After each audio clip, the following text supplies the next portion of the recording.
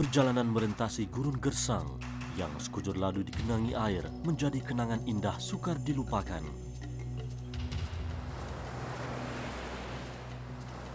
Atas takdir Tuhan, bumi Matruh yang kontang lebih 2 tahun tiba-tiba dibasahi air hujan. Bagaikan rahmat hujan, dakwah Islamiah Panglima Amru Ibnul As memancarkan cahaya gemilang di serata benua Afrika.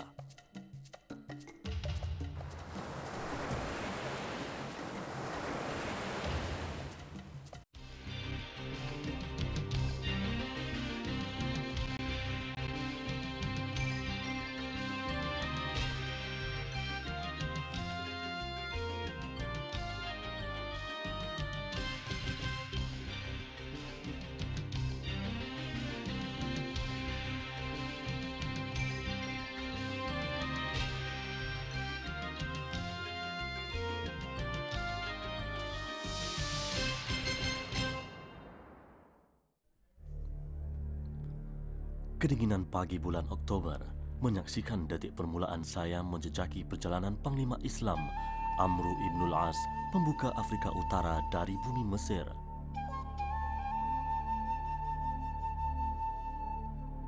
Salam serta doa pelajar-pelajar Malaysia di Universiti Al-Azhar menguatkan lagi semangat saya untuk mengharungi perjalanan ini.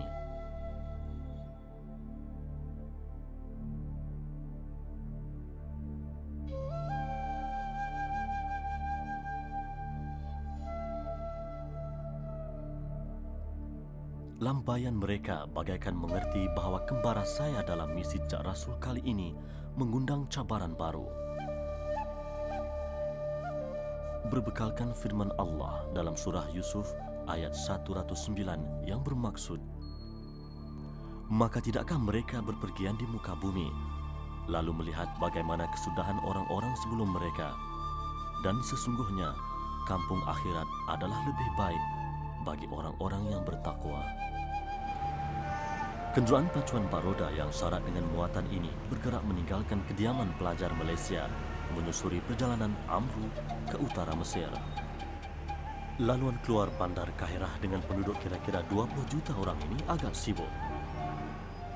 Kahirah dibuka pada tahun 969 Masehi oleh seorang panglima kerajaan Fatimiyah dari Sisili. Beliau memberikan nama Kahirah yang bermaksud gagah perkasa.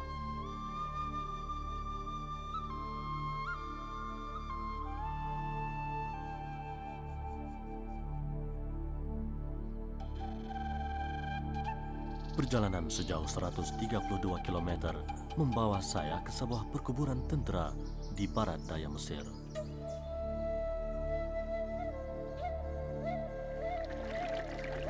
Saya mengambil kesempatan di persinggahan ini untuk menunaikan solat musafir. Perkuburan ini mengimbau pertempuran yang berlaku antara tentera Jerman menentang tentera Itali dan Libya pada 19 Oktober 1942.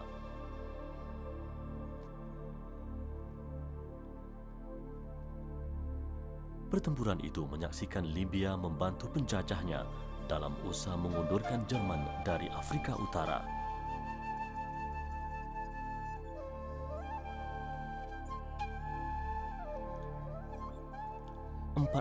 ribu tentera Itali berdepan dengan tentera Jerman.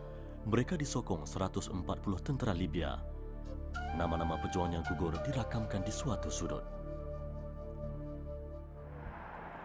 Sewaktu meninggalkan perkuburan ini, naluri saya tersentuh dengan cabaran yang dihadapi 4.000 tentera Amru ketika merentasi padang pasir.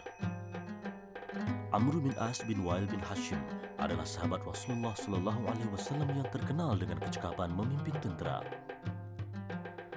Beliau meminta kebenaran dari Khalifah Umar Al-Khattab untuk memasuki Mesir setelah ekspedisinya menentang Rom di Palestin berjaya.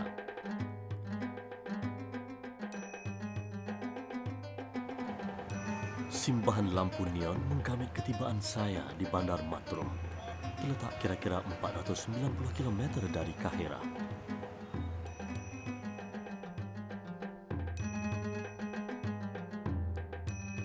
Suria pagi di wilayah seluas 212.000 km persegi ini begitu mengasyikkan.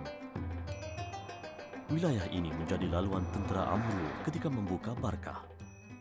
Kesan dari pergerakan tersebut, penduduk Matruh bertukar akidah kepada mengesahkan Allah. Saya menjelajah ke pedalaman Matruh untuk mendekati kehidupan masyarakat Badui di kawasan ini.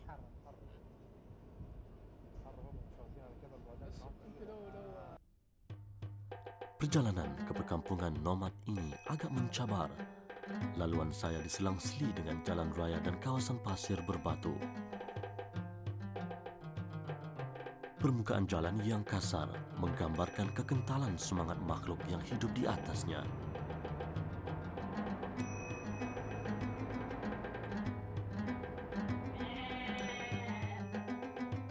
Sekumpulan kambing yang sedang mencari makanan di kawasan kontang seperti ini mengajar saya tentang keagungan Tuhan yang Maha Pemurah. Namun, tidak ramai daripada hambanya yang tahu bersyukur. Firman Allah dalam surah Yasin bermaksud, "Dan apakah mereka tidak melihat bahawa sesungguhnya kami telah menciptakan binatang ternakan untuk mereka, yaitu sebahagian dari apa yang telah kami ciptakan dengan kekuasaan kami sendiri, lalu mereka menguasainya. Dan kami tundukkan binatang-binatang itu untuk mereka, maka sebahagiannya menjadi tunggangan dan sebahagiannya mereka makan, dan mereka memperoleh padanya manfaat dan minuman. Maka mengapa mereka tidak bersyukur?"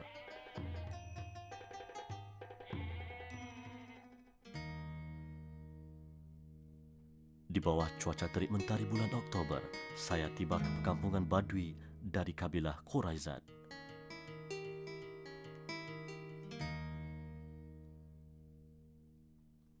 Masyarakat Badui ini tidak lagi mengamalkan kehidupan nomad.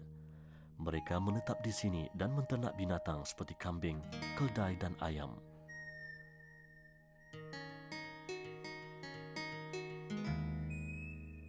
Kampung ini dikenali dengan nama Halazin. Terdapat kira-kira 24 buah rumah dalam kawasan ini. Menurut penduduknya, dalam jarak 6 km di padang pasir Matruh, terdapat sebuah perkampungan Badui. Menurut mereka lagi, bulan Oktober adalah permulaan bagi musim sejuk di Mesir. Pada musim ini, kebiasaannya hujan kerap turun. Namun mereka telah melalui 2 kali musim sejuk selama 2 tahun berturut-turut tanpa hujan. Saya dibawa melihat sumber minuman penduduk di sini.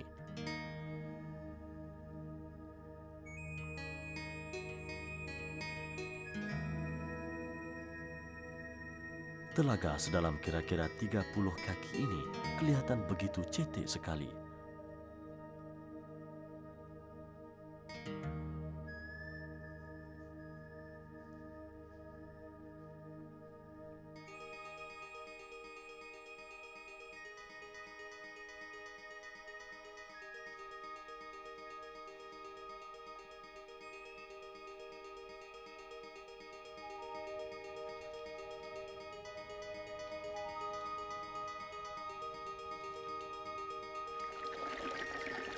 Inilah bekal penyambung hidup Badui Quraizah dan binatang ternakan mereka.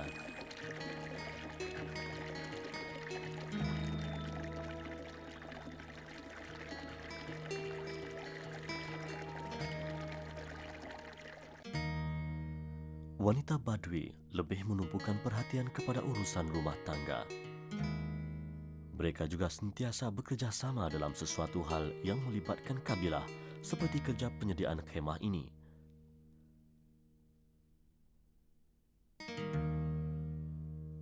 Perkampungan ini telah dihuni lebih 5 keturunan. Namun, mereka tidak pernah mengeluh menghadapi cabaran padang pasir.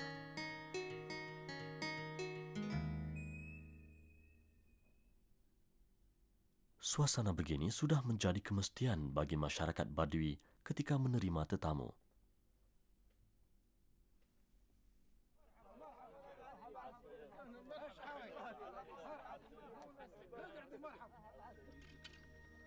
Sikap mereka adalah cernaan daripada sebahagian maksud firman Allah, dan mereka lebih mementingkan tamu dari diri mereka sendiri, sekalipun mereka berada dalam kesusahan.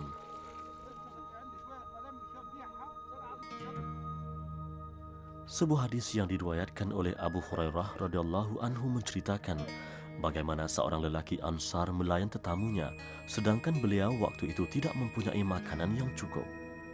Bagi memuaskan hati tetamu berkenaan, beliau dan keluarganya sanggup berlapar.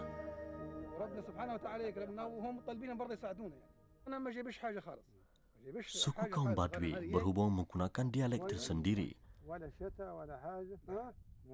Dialek ini agak sukar untuk difahami oleh masyarakat Arab, khususnya mereka yang tinggal di kawasan bandar.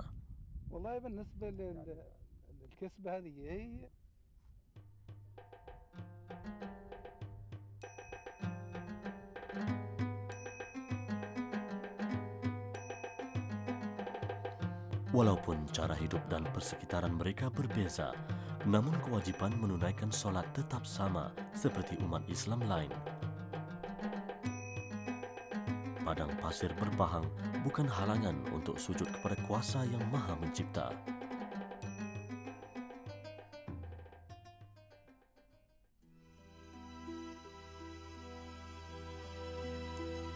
Begitulah kesan keimanan yang dipahat oleh Amru dan tenteranya ketika melewati bumi Matruh.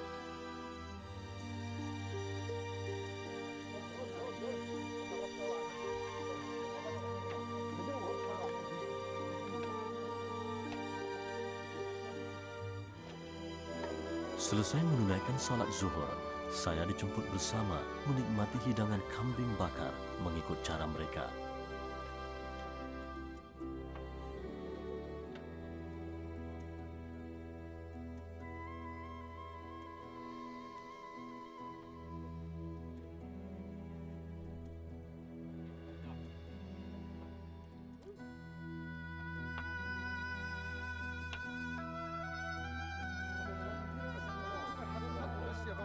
Ada kalanya perpisahan adalah detik getir bagi suatu pertemuan.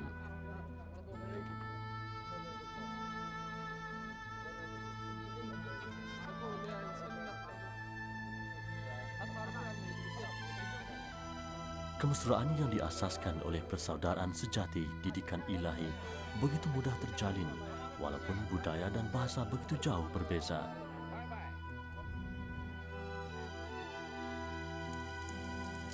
Kehebatan tentera Amru terbukti apabila berjaya menumbangkan penguasaan Rom di kota Iskandaria.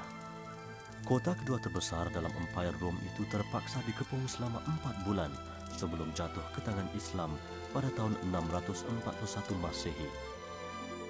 Kejatuhannya mengangkat Amru ibnul As menjadi gubernur Mesir. Keesokannya, sewaktu memulakan perjalanan, saya dapati bumi Matruh yang kekeringan selama 25 bulan disirami hujan. Begitulah kebesaran Allah dalam mengatur perjalanan alam ciptaannya. Seperti yang ditegaskan dalam surah Al-A'raf bermaksud, dan dialah yang meniupkan angin sebagai pembawa berita gembira sebelum kedatangan rahmatnya. Apabila angin itu telah membawa awan mendung, kami halau ke suatu daerah yang tandus, lalu kami turunkan hujan di daerah itu. Maka kami keluarkan dengan sebab hujan itu pelbagai buah-buahan. Seperti itulah kami membangkitkan orang-orang yang telah mati. Mudah-mudahan kamu mengambil pengajaran.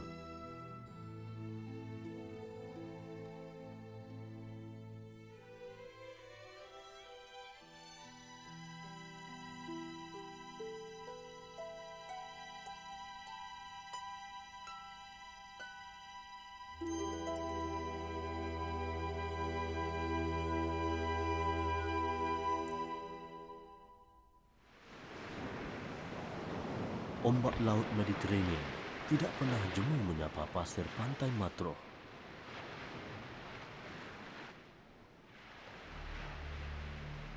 Matruh memiliki pantai yang sentiasa menarik perhatian pengunjung saban tahun. Antaranya Pantai Agiba, terletak kira-kira 24 km ke barat ibu kota Matruh. Kepelbagaian warna air laut di Matruh bukan sahaja berjaya menarik pelancong, malah mengundang kehadiran Rom ke bumi Mesir.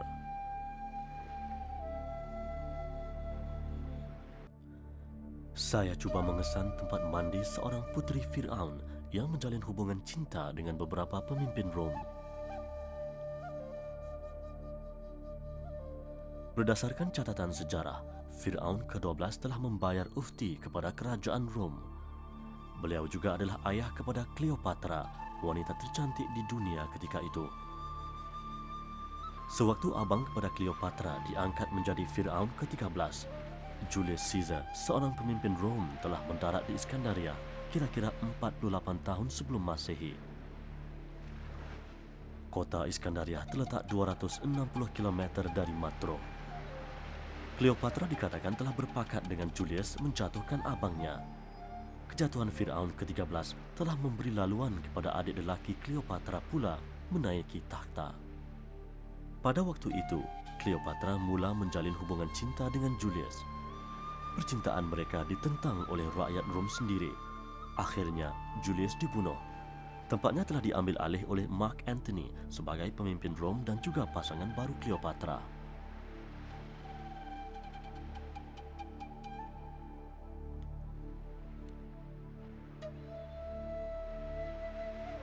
Beginilah binaan yang dipercayai menjadi tempat mandi pasangan Mark Antony. Strukturnya berubah di mamah usia, namun ia tetap teguh seperti mana teguhnya kisah percintaan mereka hingga ke hari ini.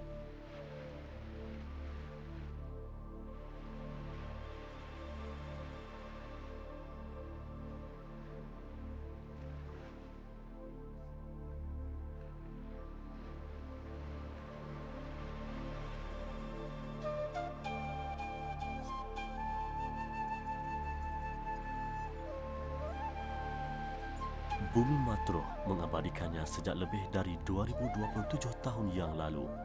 Malah, kehadiran tentera Amru tidak sedikit pun menjejaskan binaannya. Begitulah akhlak pejuang Islam. Kehadiran mereka bukan membawa kerosakan dan kemusnahan, sebaliknya menyelamatkan jiwa manusia daripada kegelapan.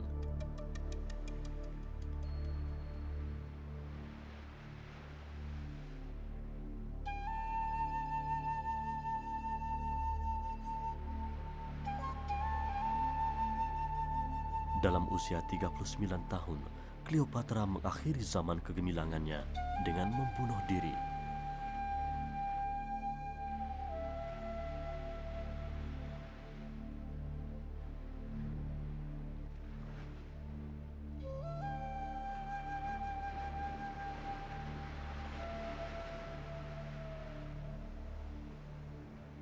Bumi Matruh menyaksikan kegemilangan Cleopatra akhirnya meluaskan penguasaan Rom di Mesir.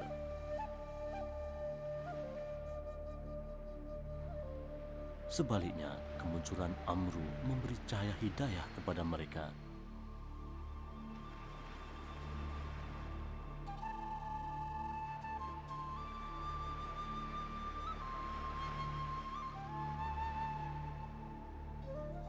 Kecekapan Amru bin al-As menyusun bala tenteranya mampu menundukkan penguasaan Rom di bumi ini.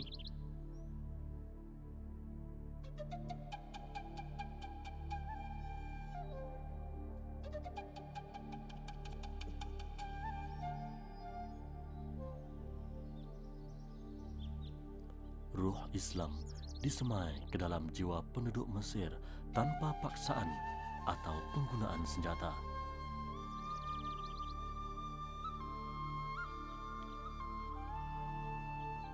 Pengembaraan saya seterusnya menyingkap sejarah ini.